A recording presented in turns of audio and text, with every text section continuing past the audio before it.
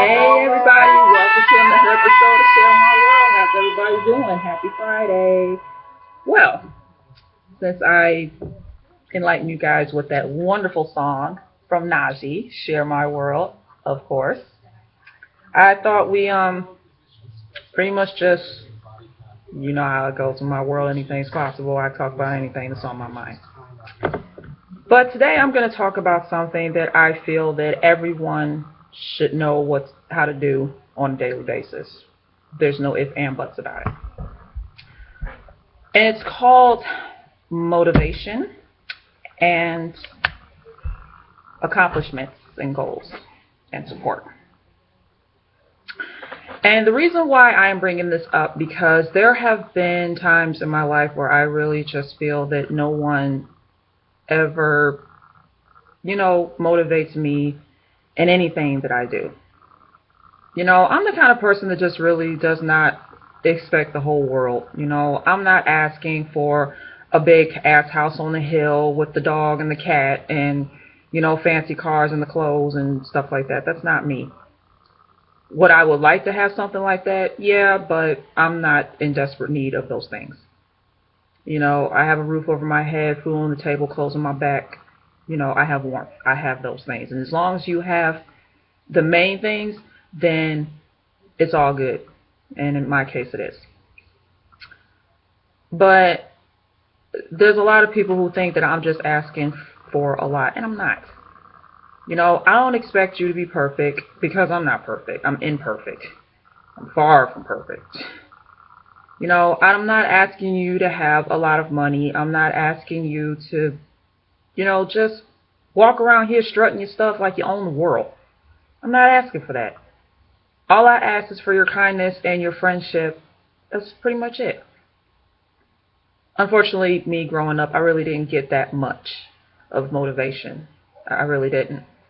I pretty much just got more of lectures, criticized. That's majority of everything that I did get. There were times I did get a little bit of motivation, but I just feel like it wasn't enough. It didn't continue on like I thought it would. You would think people would take two brain cells, form it together, and actually think, you know what? This person has been there for me, has motivated me, has encouraged me to go for my dream, go for my goals. Why is it I can't do the same in return for them? But I forgot, not a lot of people think like me, and you think like me, you're in trouble. Because I think a lot. Probably why I get a lot of headaches.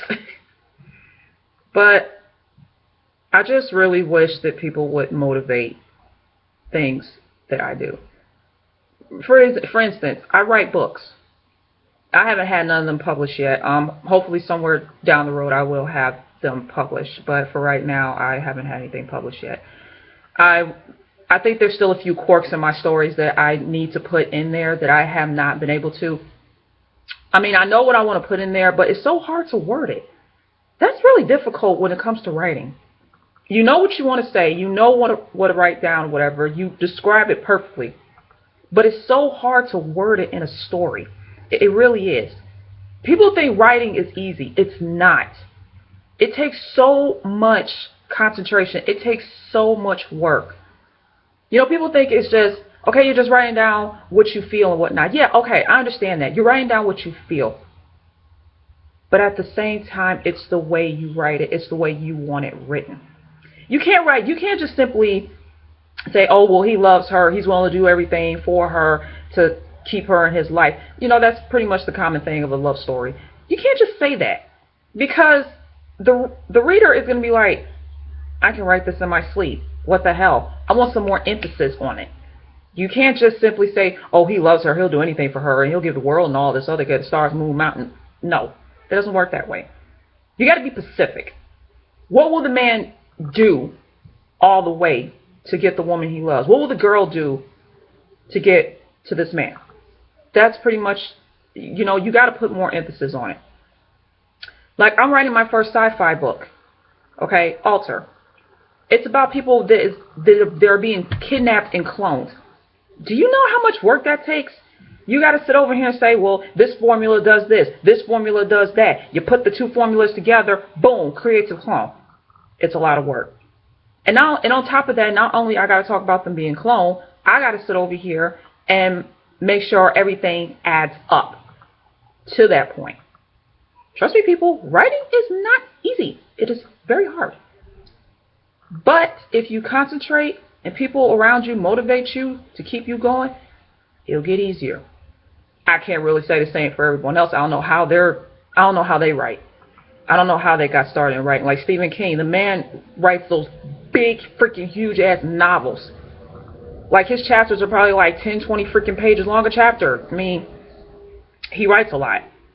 And, you know, I read on Wikipedia from him talking about that he writes like 300 words every day. And if you can't write 300 words, or I don't know if it's 300 or 600, it's one of those two numbers. He said if you can't write that many letters or words, whatever, then you're not a true writer. Piss off, Stephen King, all right? You don't know shit from shingles with me. I'm a writer, okay? I've been writing books since I was in the freaking 6th grade. So don't sit over here talking about I can't write 600 words. I probably write more than 600 words, to tell you the truth. I wrote 3 books so far. Well, technically I wrote 6. Actually, I actually kind of wrote 6. The reason why I said 6 because in the 6th grade I came out with a book called Kids Rule. Yeah, I can't believe I still remember that. That just puts a smile on my face because it's the 6th grade. It's way back when. No, but I mean, come on now. The title it's pretty self-explanatory. It's about an elementary school of kids that take over the school, and they lock up all their teachers and the staff in one room and like go in the room and like feed them crumbs of food and juices and whatnot while they pretty much take over the school. And you know, the cops and, you know, all the authority try to stop them, but little do they know that the kids had superpowers. Yeah, typical 6th grade. I have a wonderful imagination, even still to this day. I mean, I told you, I got that kid brain. I'm a kid in a grown person body. I'll just say it like that. But yeah, I've been writing since the 6th grade. You know, I just kind of just upgrade a little bit more. And actually, it's a good thing I am doing this video because, for the simple fact that this week alone, I have been typing on something that I never thought that I would do. I read the books a lot because I told you the books that I read. And I guess you can, well, you can't really guess. My inspiration came from Zane. You know who Zane is. She writes those sexual books, little short stories, whatever. And it's because of her that I took it upon myself to write 2 erotic short stories. Yeah, I did it.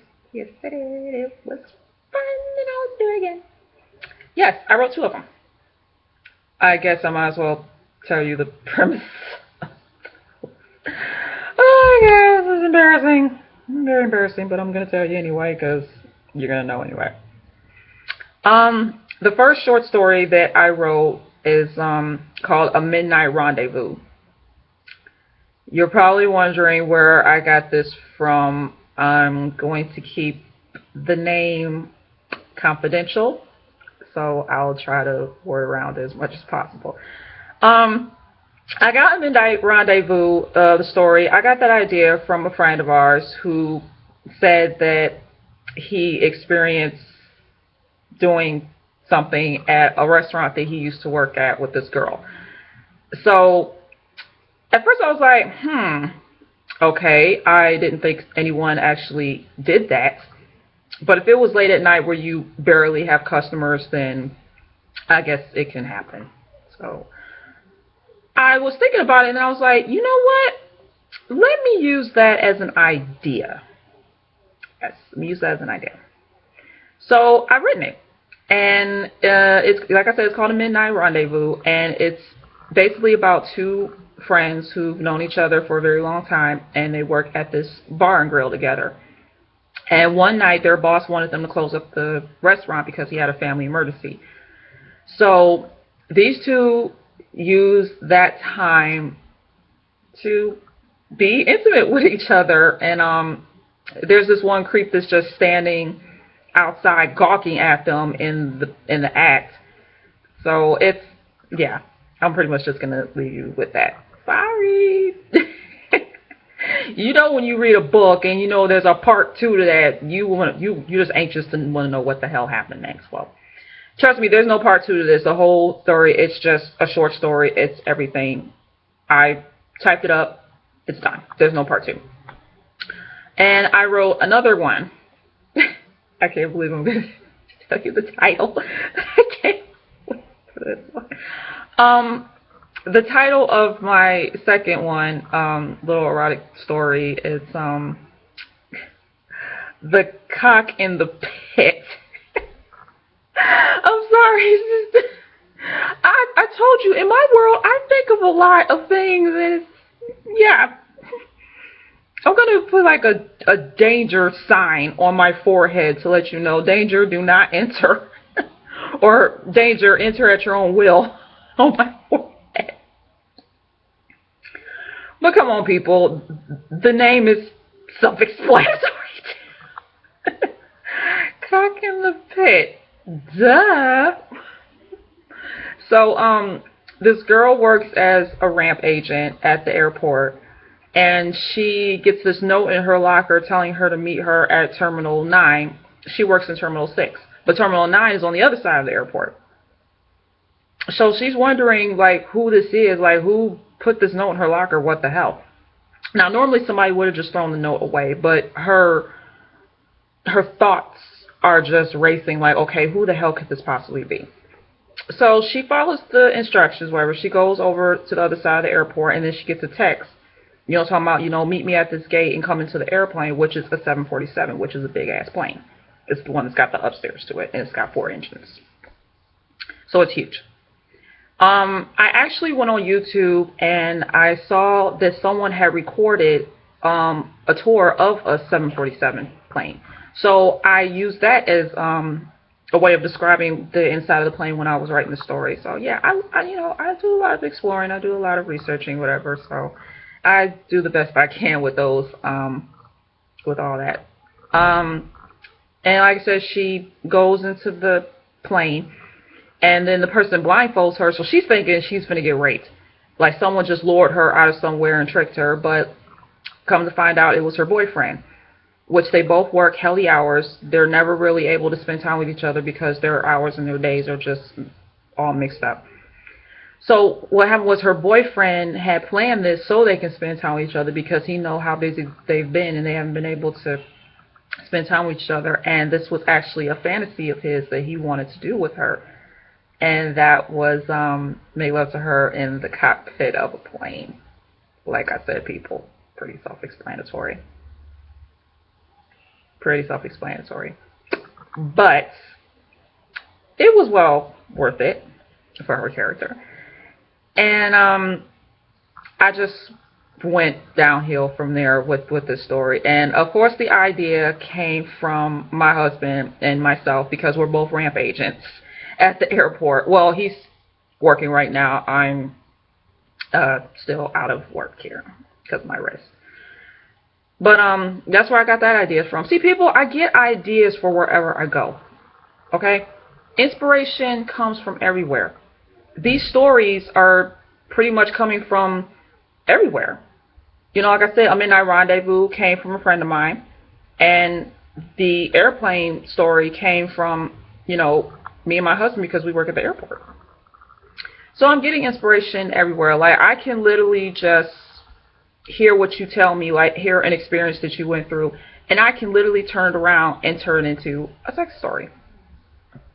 Hey, I'm creative like that. That's just the way it is. It's just wow. And, when I try to, name the story, I want to be creative. I don't want to just call it, something just straight up ordinary. I don't want to do that. I want to, be creative with the title because it's me. It's my own creation. But I'm going to continue doing what I'm doing because I really think I found out my purpose in life. That's the right. Because I'm good at it. If I'm not good at anything else, I am really good at being a writer. There's no question about that. I'm really good at writing. There's no ifs and buts about that. What I will say is that I'm a good mother. I do the best I can. I'm not perfect. I don't claim to be perfect. Yes, people, I'm going to keep saying that because I want everyone to know that I am not perfect. I'm imperfect. But like I said earlier, all I ask is that I just get some, encouragement. That's all I ask. I mean, motivate me, encourage me, let me know that, no matter what, you're always going to be a great writer. You're a very creative person. You're very artistic, and you can do it. Read my stories, watch my videos. Give me suggestions. Let me know what's up. I mean, I'm here, am I not? I'm asking for everyone's opinion. So what's up? I mean, if I get your opinion on things, it would encourage me to keep on keeping on. I mean, I'm gonna keep on keeping on regardless, but a little encouragement goes a long way. You just never know. But yeah. Until then, I guess this is it. So, what will I talk about in my next episode? You never know. In my world, anything's possible. Anything can happen. But we'll save that for another day, if you know what I mean. So, thank you for watching this show. Share My World. Happy Friday.